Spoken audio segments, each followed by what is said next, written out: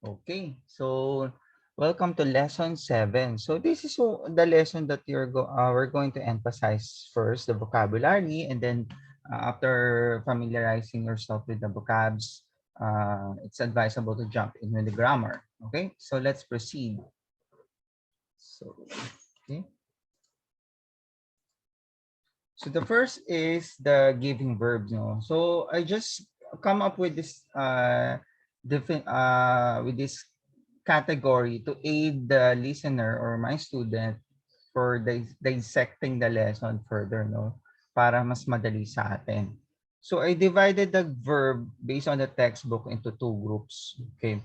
The giving verb and the receiving verb. So basically the idea here is there is a person one and a person two. So the first person, which is should be marked by your particle wa, would be the sender. So for example, if the person is marked with the particle wa, for example, watashi wa, anata wa, you're the sender. Okay? And the second person, which is marked by particle ni, becomes the receiver. Okay. So let's have the list. So these are the following giving verbs. Agemas, to give. Oshimas, to teach. Kashimas, to lend. And of course, kakemas, to make a phone call or to make a call. Okay, so again, going back again, so the topic or the sender is marked with particle wa and the receiver is marked with particle ni. So for example, let's use this. Sensei wa gakusei ni nihongo o oshiemasu. So meaning to say the teacher teaches Japanese to the student. So that's the logic, no? So of course, it's very important to familiarize yourself with who is the sender and who is the receiver for that. Okay, next. For this one is a receiving verb. So it's a receiving verb. It's the inverse. No, kabaliktaran siya. So again, for this time, the topic is marking the receiver, which is marked by particle wa, and the sender is marked with particle ni. Okay, so for these circumstances or for this receiving verb, these are the least. Okay, the first one is moraimas, which is to receive, naraimas, to learn, and karimas, which is to borrow. Okay, so going back, let's have an example.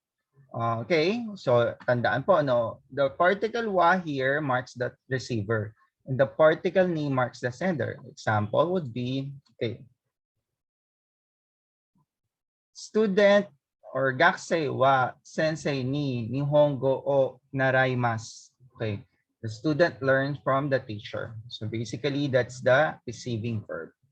Okay, so let's go forward.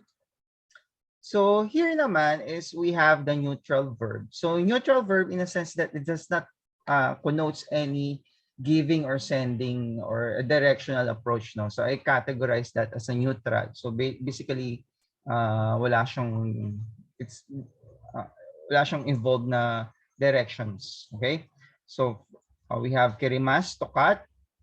We have suri shimas, which is to repair. We have soji shimas, which is to clean, and we have shokuji shimas. So this one is, you can use this alternatively for tabemas, okay, which also means to eat or to dine, okay.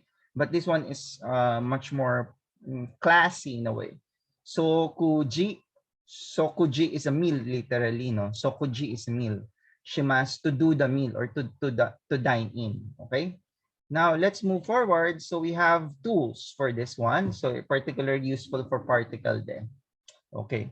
So we have hashi, chopstick, hasami, scissor, okane, mani, ego, English, tegami, letter, or it could literally mean the envelope sometimes, but it's most likely the letter. Kasi po yung tegami talaga. Kasi that's another Japanese word. Souvenir or omiyage, we have email, imeru, knifeu, which is knife, poku, which is fork, spoon, which is sounds like naman siya, no? And we have doraiba, which is screwdriver, which is from the word driver.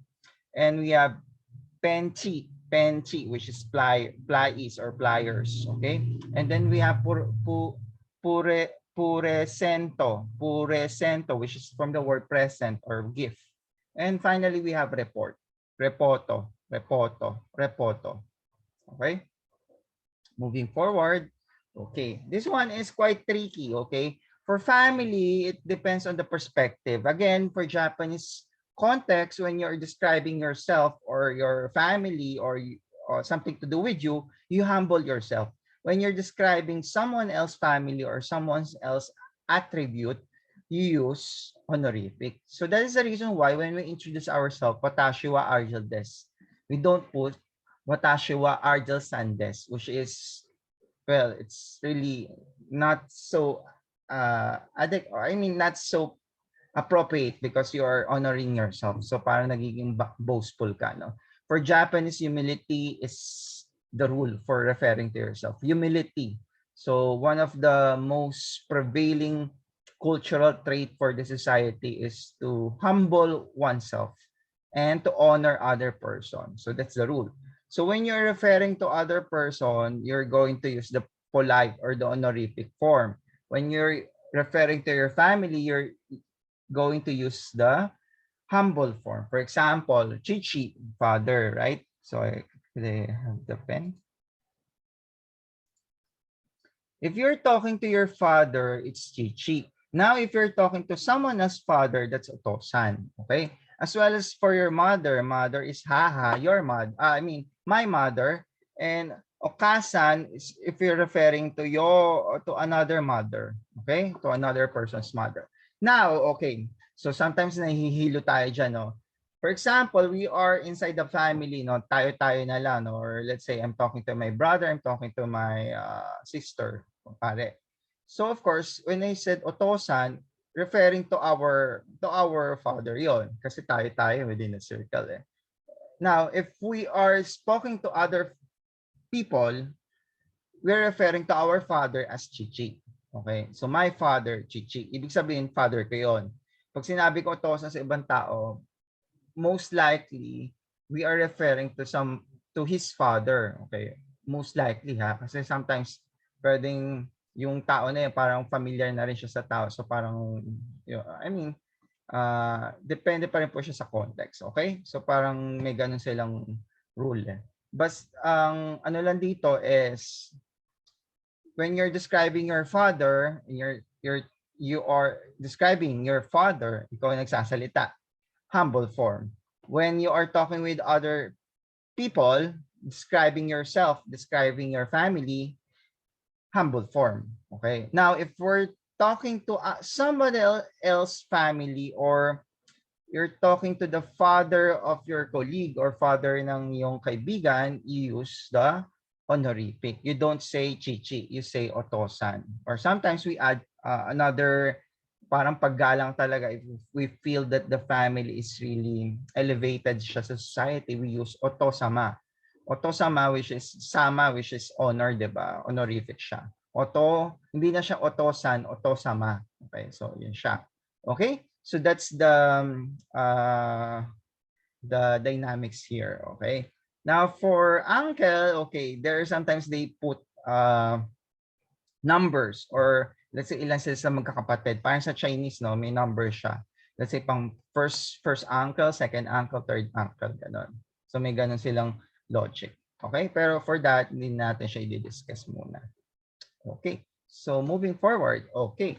Last but not the least are the expressions. So for example, when you're congratulating or when you're expressing your desire to parang batiin siya, so the event, and then omedeto gozaimasu. Or you can have the omedeto, which means to say congratulations. Pero mas kompleto siya or mas polite siya when you say gozaimasu. Omedeto gozaimasu, and then matching bow. And of course, state the event first. Let's say my birthday. O tanjobi omedeto gozaimasu. Okay, diba? Haba. So you have to state the event and then congratulations. Okay? So most ganun ang pattern dito. Next is we have do itashimashite. Do itashimashite, which we learned so far, which also means you're welcome, never mind, or not at all. Parang if you are, let's say you are you are nagpapasalamat siya para for you, that's nothing, or wag mo na alalahanin, it's wala lang, parang gano'n, diba? In Tagalog, you're welcome. Okay. And last one, since we are dealing with adjective in lesson 8, so ito na, advance na natin siya. So, desne. So, ex desne, which means to say, hindi ba siya maganda, or it is not good, or it is not nice, isn't it? Parang it's desne, which is you're seeking um, parang some sort of confirmation. For example, tenki desu ne. So that's the common expressions that in Japan, no? Tenki desu ne. Tenki desu ne. 'Di ba maganda ang weather ngayon, 'di ba? Parang gano'n, 'di ba? So tinatanong mo yung tao na kausap mo to confirm or deny the facts. So basically this is used for conversation openers, no? Parang sa Japan kasi pinag-uusapan mostly, ayaw natin about politics kasi that's very in mga Japanese, they avoid confrontational issues in politics, and also those those issues that you will have a strong opinion. So basically for them, it's better to have a conversational opening using neutral things such as weather, such as yung uh, simple objects like flower, yung nakikita nyo sa mata nyo. That's the basic. No? Okay. I think that's all for the vocabulary. It's very easy. The only challenge lang dito is to distinguish the receiving and giving, and of course, apply the particles later on for our grammar. So thank you very much. Have a nice day.